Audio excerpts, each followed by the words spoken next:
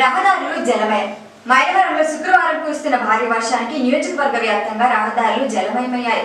వరద నీరు పల్లపు ప్రాంతాల్లో ఇళ్లలోకి చేరుతోంది. కొండపల్లి వద్ద విజయవాడ ఛత్తీస్గఢ్ జాతీయ రహదారిపై వరద నీరు భారీగా చేరడంతో వాహనదారులు పాదచారులు రాకపోకలకి ఇక్కట్లు పడుతున్నారు.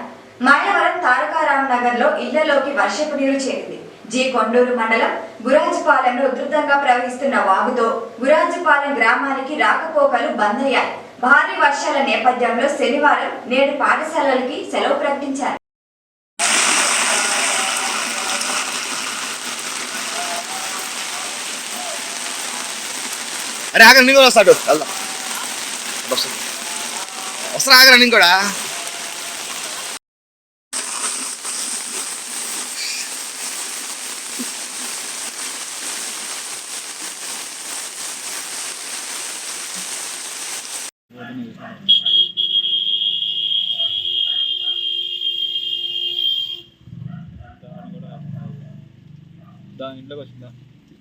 దగ్గర అయితే నిన్న ఇట్లా నుంచి